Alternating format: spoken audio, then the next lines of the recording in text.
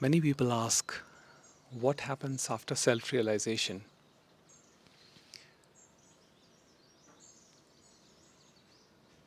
Now, I will give you my concept on this, which was Ramesh Balsekar's concept. And he said that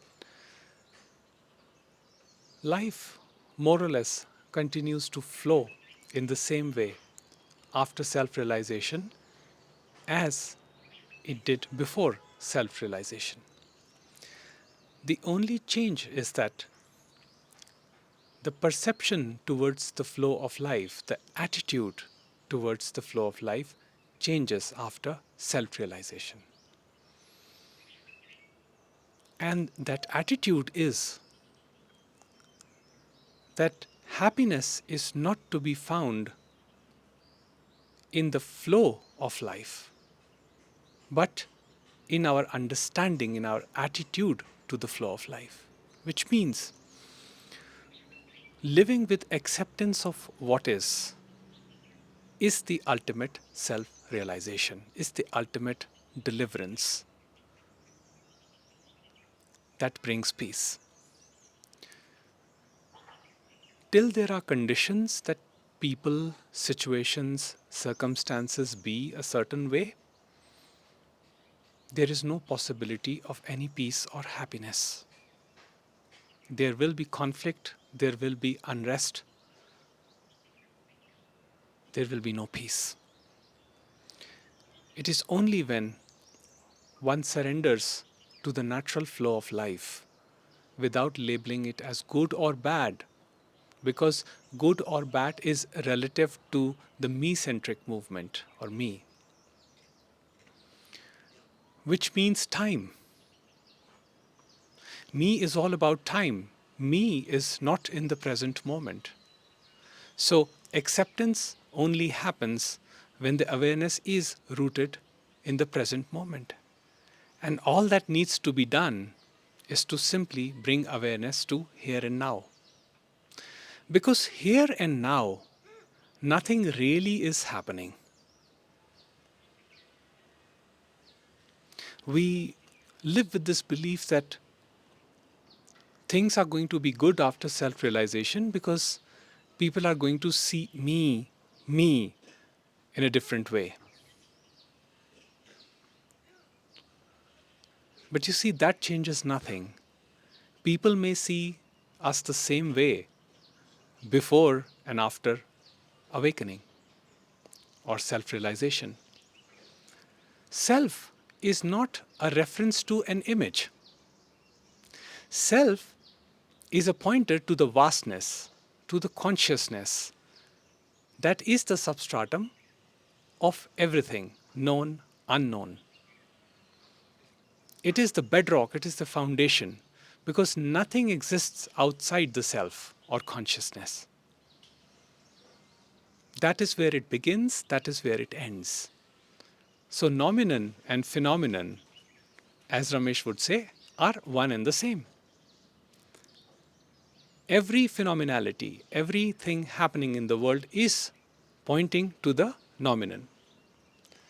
So there are a couple of monkeys around me. I'm in the mountain region. And it is so heartwarming to see them acting so spontaneously, jumping around, and the birds. So when you sit by yourself, all by yourself, and your mind is completely still, you will notice that everything is a happening and not the doing of an individual. So all these stories that we live with, that he did this or she did that, which causes pain? Which causes pain? That's a monkey baby, by the way.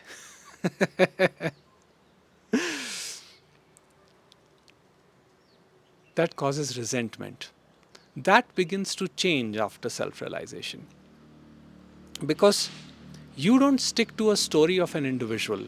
You don't blame an individual for the way they are. You just accept that we are all living our blueprints. Just as I have my quirks, my idiosyncrasies, and I don't know how to pronounce it, and just just as I have my things which may be irritating for others, others also have things which may be irritating for me, irritating to me. But I do not harbor hate, resentment, or feelings of ill will and spite or jealousy towards anybody.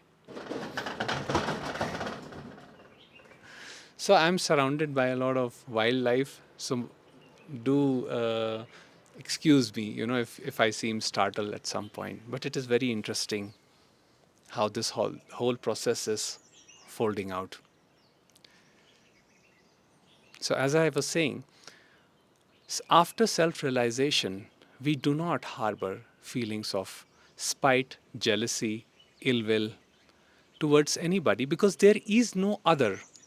All there is consciousness, and that is the ultimate realization.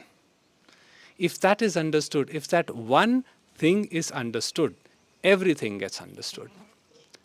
And if that one thing is not understood, nothing in life can ever be understood.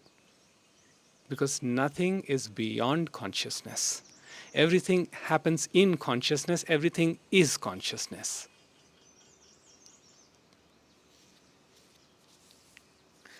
So, if you expect that after self realization you will become a better person, or somehow a person who is easier to deal with, you will be thoroughly disappointed. So, if you proceed with your spiritual journey thinking that once I achieve self realization, because the mind works in that way, it thinks that self realization is another object that I need to attain, another state that I need to attain. So, when I work towards that, I start working towards that, I'm already creating this subject object separation.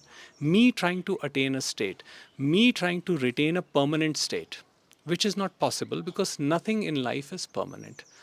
Therefore, even the highest samadhis, like Nirvikalp Sahaj Samadhi, or whatever you want to call it, give it any fancy name, is not going to stick.